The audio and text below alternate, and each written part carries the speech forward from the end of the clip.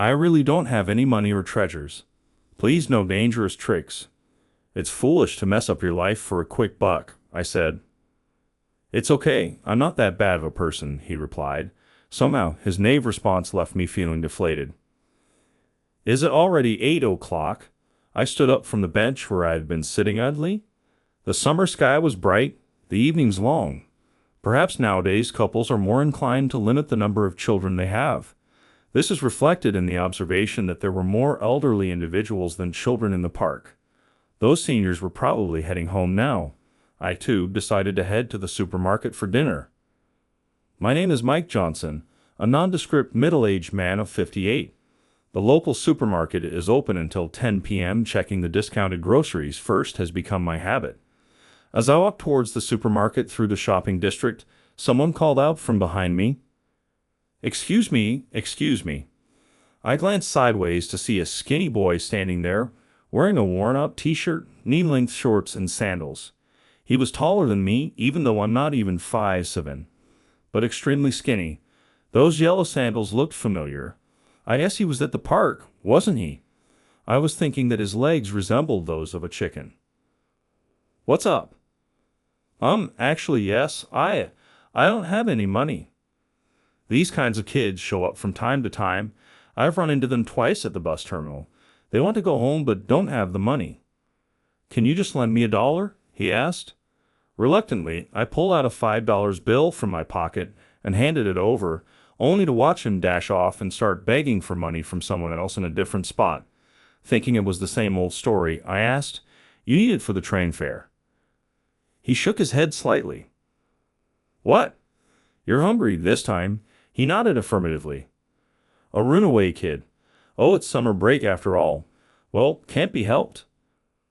Want to grab some supper? I liked his idea of filling his stomach rather than just asking for money, so we went to the supermarket together, and I let him pick a meal from the price-down shelves. Without hesitation, he chose a grilled beef meal set.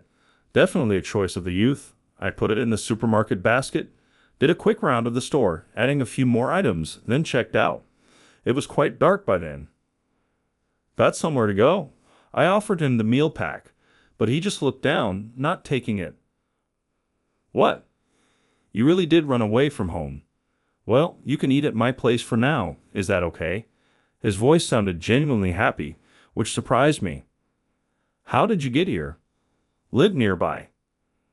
No, just got off a bus, really. Summer nights in the park might not be cold, but they're buddy, and I've been bitten all over already. You've been sleeping outside. It's been 3 days. I sighed and headed towards my apartment. Look, I'm fine with letting you in, but I really don't have any money or treasures. No dangerous stuff, okay? You hear about it all the time. Someone gets caught for stealing a measly $78. It's a shame for the victim whose life is taken over such a trivial amount, and it's foolish to ruin your life over petty cash. It's okay, I'm not that kind of bad person. I saw you petting a cat in the park earlier and thought you seemed like a good guy. His naive response made me feel somewhat deflated. Well, if he had dyed hair, piercings, or tattoos and looked like a gang member, I probably would have just given him the meal and run, but he seemed not too streetwise, so I decided to feed him at least. He probably ran out without even bringing his wallet or phone, so he likely headed back soon. My apartment was sweltering. I just turned on the AC, so I told him to wait a bit. No, actually, go take a shower first. You haven't bathed, have you? When he took off his sandals, his feet were completely covered with dirt. Make sure to wash your entire body, I said, and the boy obediently followed. I handed him my worn summer pajamas while I tidied up the room a bit. All right, let's eat. We sat across from each other at a small table in my one-room apartment, with the store-bought meal between us. I laid out some fried chicken I had just bought along with some leftovers for sides. Do you want some of my grilled beef? Come on, eat up. You wanted it, didn't you? There's plenty more where that came from. Join me if this is okay with you, I said, offering him some stir-fried veggies and grilled ham, too. Are you living alone, sir? Yeah, that's right.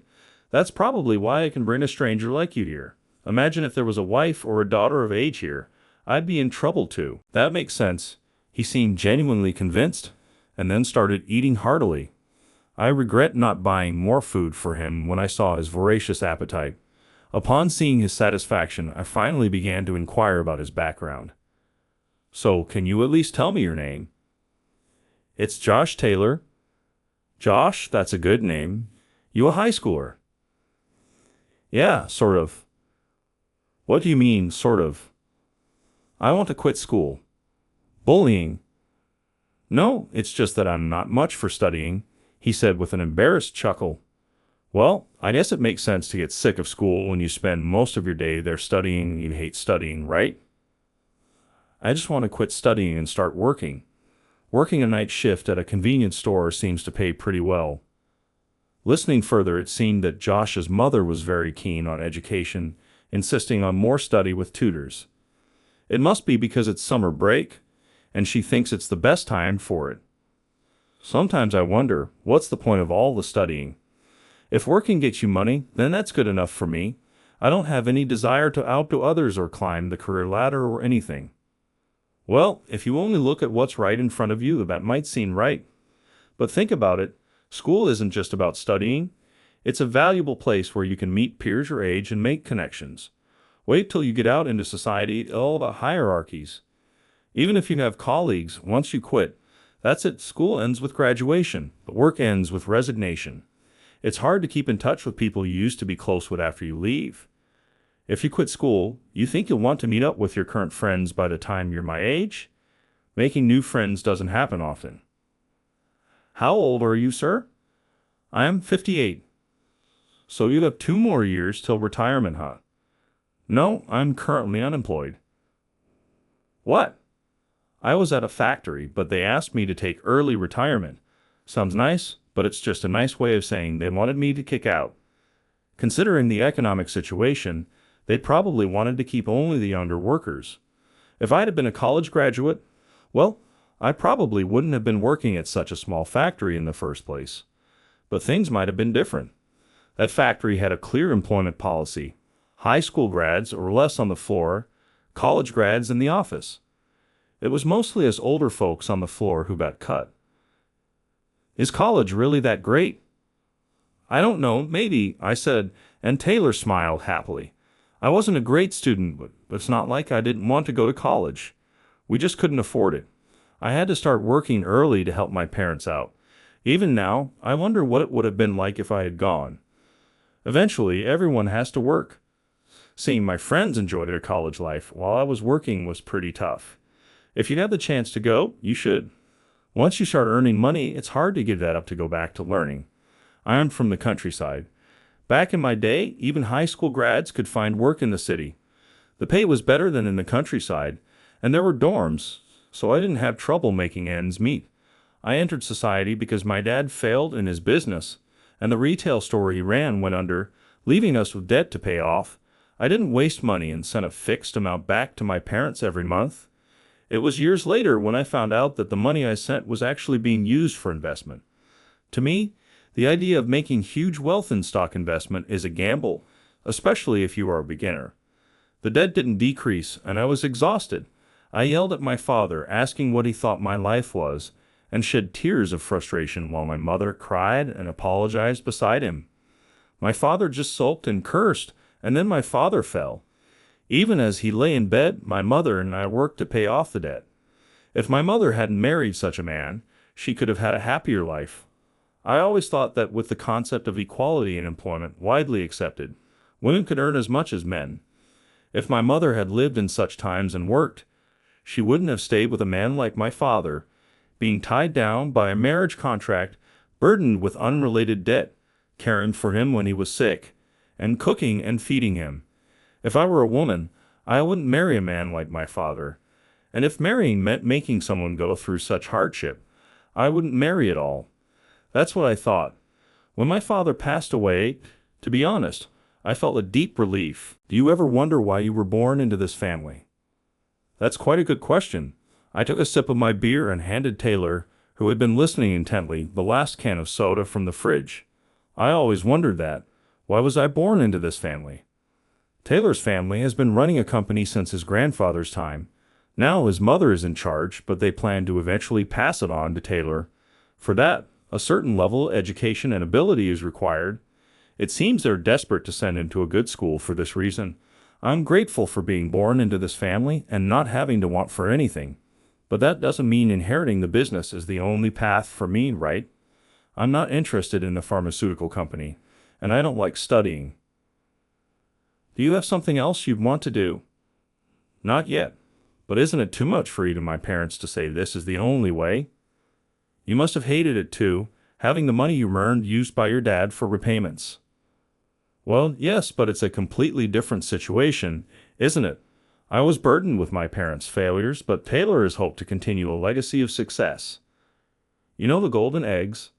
A farmer becomes greedy and kills the goose that lays golden eggs in the hope of finding all the gold at once. However, upon killing the goose, the farmer finds there are no golden eggs inside, and he loses the source of his wealth altogether. That's an incredibly old tale. I don't really get it.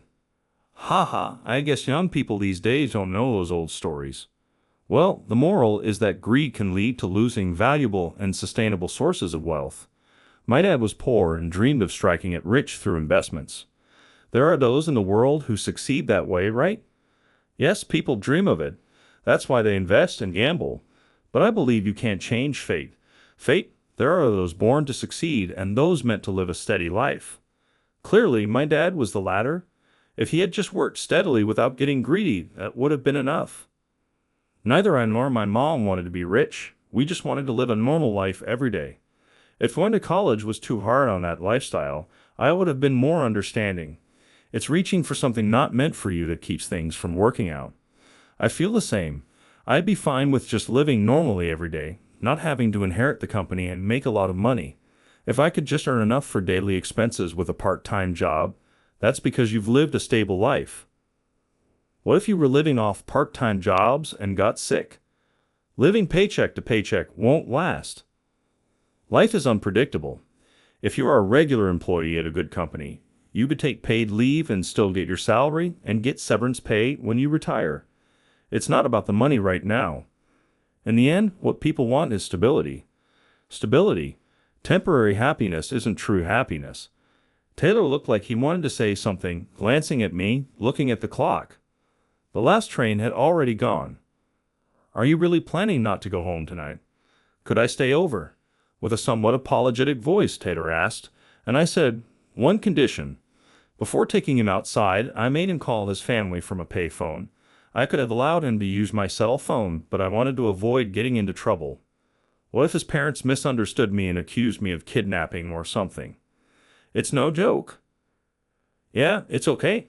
I'm at a friend's place. I'll come home, I will, but I just need some time to think alone right now. The voice coming from the phone booth wasn't yelling or speaking with resentment, making me think he wasn't a bad kid after all. I'm going to look for a job tomorrow, so you do whatever you like. Take your time to think about your future. With that, we went to sleep. Honestly, I wasn't struggling with living expenses for the next day, so I thought about taking it easy for a bit. I had no specific reason to hustle, and both working and living were becoming a bother. But I couldn't show that kind of attitude in front of Taylor. Driven by a sense of duty, I went to the state employment office the next day and ended up getting the job right away. Actually, I could have pretended to look for work while I stayed at the shopping center or somewhere to spend time in cool, comfortable temperatures. I couldn't help laughing at my own innocence. What? You got a job already? That's amazing. When I got back, Taylor greeted me. While he was waiting for me, he cooked fried rice using leftover ingredients. I had left a $20 bill for the bus fare when I left, but it was still there untouched. Isn't it hard to find a job at your age? It's a blessing to have work at my age, but it's as if they're saying don't just sit around because you're old. Go work. There are even older folks at the new job. Is that why you bought flowers? I had come home with a bouquet of flowers, totally uncharacteristic of me. No, they're for an offering. Saying that, I placed the unwrapped bouquet in a glass vase and set it beside my wife's photo on the dresser. Your wife? Taylor looked closely at the photo. Today is her death anniversary. She looks young. 5 years ago. She was 5 years younger than me, so she was 48, sensing the somber mood. Taylor quickly urged me to sit down and offered me the meal. Despite being a runaway, he seemed sensitive to others' feelings, almost like he was well raised. I noticed he had folded the laundry, the bedding was neatly made, and he had cleaned and organized the place. "What kind of job are you going to do?" "Forklift operator, warehouse organization." "You can operate a forklift?" "It's the only license I have aside from my driver's license. I worked in a warehouse without air conditioning, which was tough, so I quit. But having a certification really does make a difference." I took up an offer for an interview at a warehouse that boasted air conditioning, and just like that, got the job. That's why anything's a waste. Maybe you won't use math formulas in daily life, but that diploma is proof you've learned and mastered things. Even if you don't know what they are for, it's proof of your diligence and honesty. Taylor made a face as if to say, "Is that so?" But listening to my parents, it sounds like inheriting the company means I won't have to struggle or worry about money. Don't you wish for that? It feels like there's no dream in that. That's something you can say because you've never struggled for money. Do you know what's good about having money? Buying nice things, eating good food, that's part of it. But it's also about being able to do a lot for others. If I were penniless, I wouldn't be buying supper for a kid I don't know. And if I had more money, maybe I'd have taken you out for steak. There are plenty of people with money who wouldn't do that. Exactly, so it's not just about having money, but life is tough without it, even if you live righteously. I know that all too well because I've been there. Saying that, I looked at a photo of my wife in front of me. It was taken when we went to a rose garden. She looked happy with a genuine smile, even though her life wasn't that easy. "How did you meet your wife?" she asked. "She worked at a diner I used to frequent. She was brisk, attentive, and had a good nature about her. I started going there not for the food but to see her. With a meal prepared by someone else and a beer in hand, I found myself talking more than usual, perhaps because of my wife's monthly anniversary. She was raised in an orphanage, never knowing her parents.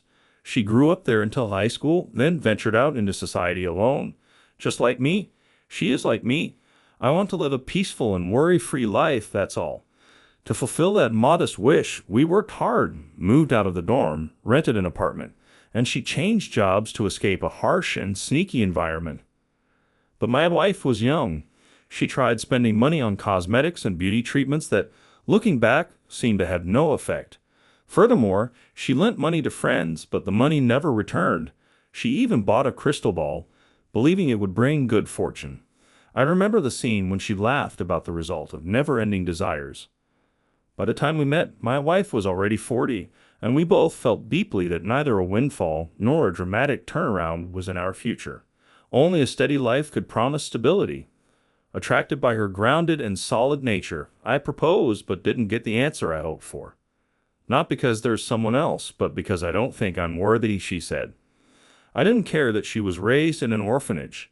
In fact, the absence of a parent like mine, who could potentially mess up a child's life, seemed like no obstacle at all.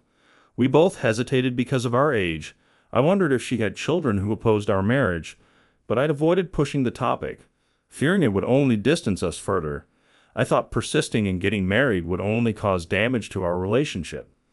Thus, I told her that I wouldn't mind marriage. I just wanted to continue our relationship. So we maintained a relationship resembling that of longtime friends, enjoying talking over a cup of coffee together. Being in my mid-40s, I no longer harbored a strong desire for marriage or having children, so I was content with how things were. My love was for her, not for the things that might come with it. I thought that even though I was 5 years older than her, I had no assets to leave her if tomorrow never came. If I insisted on getting married and she left me, then it would be better to cherish our time together as it is. Out of the blue, she got sick. She had been suffering from kidney disease before we met. At that time, her condition was already advanced, and she would be subject to dialysis within 2 to 3 years. But she didn't hope to extend her life. She chose to live without regular hospital visits, relying on a diet she managed on her own. The topic of marriage blocked her from revealing her illness. She told me she was troubled by this thought. Why didn't she tell me? I questioned myself. What had I never noticed? As soon as I learned, a letter to dialysis thrice weekly, 4 hours per treatment. Her doctor mentioned kidney transplantation as an option. But she had no family. That's why she had given up on that option. Then I told her doctor that I was willing to be a donor. However, there were some issues. As a result of years of an unhealthy lifestyle, including alcohol intake, smoking, a fast food-based diet, and lack of exercise, my weight was far beyond the age.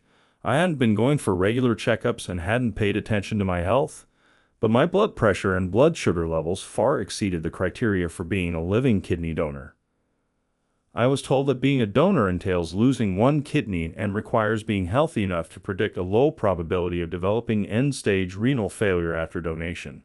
From there, I started exercising diligently, changed my diet, and worked on getting in shape. The doctor told me to lose 22 pounds. Rapid weight loss could harm the body and prove counterproductive, but I couldn't suppress my urgency. It took me 6 months to achieve the weight loss and undergo the transplant, possibly the most purposeful I've ever felt in my life. It gave me a greater sense of accomplishment than even when I had finished paying my parents' debt. Just as I thought we should cherish each other and live on, my wife caught the flu and passed away unexpectedly. We had been warned to be careful about infections, but I never imagined she would get the flu in the middle of summer. I'm sorry. Maybe we're just fated to have complicated lives. That's what I thought then. I lost the will to live, but I have to live a long life. If I'm gone, there will be no one to memorialize my wife. That's my purpose in life now. I learned a lot in this short life despite all the trouble caused when my dad got sick. I couldn't understand why my mom nursed and took care of him, but I realized it's because of love. Even with my good-for-nothing dad, my mom must have seen something in him. When I thought I wouldn't mind giving up a kidney, I understood that. But it's a shame, after all that, my wife always said she didn't want me to sacrifice for her sake. But I'm glad I could donate. I'm gradually beginning to see it as a blessing that her passing wasn't due to kidney issues. It was our choice, a way for us as a couple to find happiness. Looking back, it felt like a genuine conversation between a couple. If I had known this was going to happen, I would have taken her to beautiful places, treated her to fine dining. No, my biggest regret is not realizing anything. Without a word, Taylor poured the remaining beer, and I emptied the glass. Shall we sleep? Yes. The room was filled with the scent of lilies. Taylor seemed sympathetic to my somber story, showing no signs of leaving even after 3 days. You should live your own life instead of fussing over me, sir. You just started your job. It must be tough. I can cook and wait for you. That makes it easier, right? He said. Yesterday, we went to the supermarket together, and he said he could make curry, so we bought the ingredients. He even added chocolate as a secret ingredient. Maybe he used to cook with his parents. Their relationship must not be that bad. When I came home from work, the room was full of the aroma of curry. In front of my wife's photo were candles and the curry he cooked. Probably his family used to make offerings at the altar every morning. What a respectable family he comes from. I was impressed. While eating, I was asked about how things were going at work, so I shared some of my workplace experiences, like operating the lift. The news about a fireworks festival was playing on the TV. Taylor, you're young. Instead of hanging out with an old guy like me, you should go see the fireworks with someone your age. And you, did you ever take her on fancy dates? That's why you date when you're young. You might think growing older makes you an adult, but without experience, you just age physically while remaining ignorant. Experience both studying and dating while you're young. Get into college, meet lots of nice girls, make friends you get along with. Once you enter society, all men become rivals or colleagues. And girls these days, they earn their own money, so they won't bother with half-hearted guys. What will you do if you end up living alone like me? You have the privileged title of heir. What's left is to build various connections and gain the experience to discern good people. The next day, Taylor invited me to see the fireworks at the riverbank. We had our meal at a stall and had an odd date between a middle-aged man and a runaway boy. Fireworks are strange, aren't they?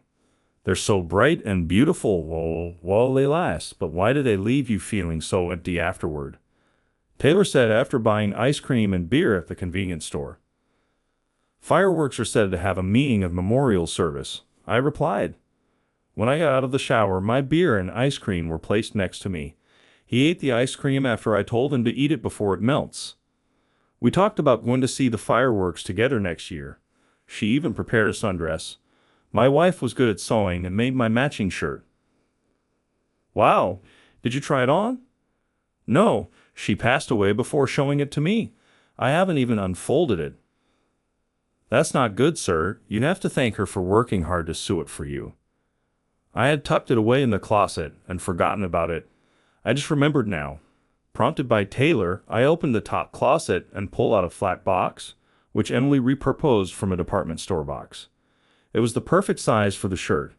After Emily passed away and I was sorting through her belongings, I found clothes wrapped in parchment paper. As I unwrapped them, they turned out to be my shirt. It was too painful to look further, so I simply wrapped it back up and stored it in the box. I suppose I tried to open it because I wasn't alone. Taylor was there. When I opened the box, I found a package just as it was then. As I unwrapped them, Taylor stood up and spread out the shirt. A letter fell out softly. What's this? You haven't read this? Isn't this a letter from your wife, Emily? You never unfolded the shirt. I don't even know how to fold it back. Look, it's a letter from your wife, he said, pointing to the familiar handwriting addressed to Mikey on the envelope. It was a letter from my wife that I hadn't seen for 5 years. My hands were shaking so much that I could hardly open the envelope properly. Let me read it for you, Taylor offered, swiftly opening the envelope and unfolding the letter. To Mikey, I finally finished your shirt. It's the first thing I'd ever made for someone else, not for selling. With every stitch, I sewed in my gratitude, saying thank you for the happiness. I always wondered what the purpose of my life was, especially after being abandoned by my parents. Living without knowing, just surviving because I had to. Meeting you made me happy to be alive for the first time. I even lost the hatred for my parents who abandoned me because if I hadn't been born, I wouldn't have this life. Having someone to come home to, someone to cook for, someone to live with, I'm truly grateful. I wonder if I could live healthily after the surgery. We have to live healthily together. For Mikey, who's undergoing surgery for me, I have to get better. But no matter how my life ends, I have no regrets. It was a happy life because I met you. I sewed these shirts with all those feelings so you won't forget them. Emily Taylor's voice trembled as he read. I cried out loud. The sound of fireworks could be heard in the distance, feeling pathetic for not even being able to unfold the shirts my wife had put so much care into because of my grief. Though I was grateful for this unexpected connection that brought it to light, the next day when I returned from work, Taylor was gone. In a situation where I had no memo pad or notebook, he found a way to leave a message on the wall calendar, written with a marker. It said, Uncle, thanks for everything. I'll come back, so wait for me. Alone again, the room felt gentle somehow. How frustrated she must have been with me for never realizing her love and gratitude. I felt a sense of liberation in my heart. My wife's smiling face in the photo seemed to shine even brighter. I don't know what changes Taylor went through, but I hope he walks a life without regrets like Emily did. Eggs and stir-fry Taylor made were placed in front of Emily, along with rice. Today comes with sides. Eat up, I said after showering. Then there was a knock on the apartment door. Had Taylor come back in haste? I opened the door to find a middle-aged woman I'd never seen before, yet somehow she felt familiar. Uncle, it's me. Let me in, Taylor called from behind. I let him in. I was grateful that Taylor had tidied up the room. As I let the woman into the room, she immediately stood in front of my wife's photo and began to cry. Suddenly, Mom, Taylor looked at both of us, confused. The woman lowered her voice and turned towards me, her demeanor calm. She introduced herself as Samantha, Taylor's mother, and revealed that she was also the adopted daughter of the Taylor. On his deathbed, her father revealed that she had a younger sister. Apologizing for not being able to bring them up together, she explained that the conversation had happened last year. Since then, she had been desperately searching for her sister, only to discover that the child welfare facility she had been in no longer existed. Indeed, the orphanage where Emily had stayed had closed 2 years ago due to the aging of the building. So, you're Emily's sister? Samantha asked. Uncle, remember the letter? It had its name on it. That's how I figured it out. The letter from my wife was indeed signed from Emily. I stared at the woman in front of me once again. Yes, the feeling of familiarity was because she bore a resemblance to my wife. From the first time he saw the photo, Taylor seemed to sense something. He had heard his mother's stories about searching for her sister. When I mentioned that Emily was being raised in an orphanage, he gradually became convinced that his mother and Emily were sisters. Samantha showed me a photo of the two sisters taken at the orphanage. Emily at 1 year old and Samantha at 2. When the adopted parents took them in, it was suggested that they be adopted as sisters, but that was considered difficult. The fact that Samantha was in good health compared to her sickly sister, who was my wife, Emily, and that they shared the same blood type as their adopted parents sealed their fate. Holding my wife's dress and letter, Samantha cried for a long time. The adopted parents had lost a son but didn't want another boy because they were afraid they might compare the latest one to the adopted one, so they preferred a girl. Samantha was raised to be the heir. She felt the same pressure as Taylor does now, as well as a way of protesting. She ignored potential suitors whom her parents picked for her. Consequently, she fell in love with a man whom she could not marry and had Taylor out of wedlock. Initially, her parents weren't happy with her decision to become a single mom, but once they met Taylor, they loved him so much. Perhaps Taylor mended the pain of losing their son. A few years ago, her adopted mother began showing symptoms of dementia and was transferred to a nursing home. Then last year, her adoptive father told the truth on his deathbed. Feeling obligated to repay her parents' kindness, she was determined to raise her son to be a decent man. However, she struggled and was concerned about imposing the same pressures she felt on Taylor. Frequent clashes between mother and son led to Taylor's recent departure. Now, I work at Samantha's company warehouse, driving for Cliffs. I was offered an office job, but I chose this because I had the license. It's a bright warehouse with air conditioning, a great environment. Samantha insisted that she wanted to fulfill what her sister Emily could not do and even provided me with an apartment, which made me feel overwhelmed to accept. However, I could not say anything because Samantha mentioned that her sister Emily also stayed there. My wife, who used to be on the apartment's dresser, is now smiling inside a splendid altar. Perhaps all these encounters were thanks to my wife on the anniversary of her passing. Samantha and Taylor came with baskets of flowers and fruit. The three of us gathered around the dining table, sharing memories. Taylor seems to have turned a new leaf, dedicating himself to his studies. "Uncle, when I take over this company in the future, I'll invest more in welfare projects to help people," he said. "If you got a lot, you can give a lot. I'm fortunate, so I want to use that to help others." He seems to have grown taller this summer, becoming more dependable. Having someone to watch over has added joy to my life, and I'm grateful to live each day with this feeling.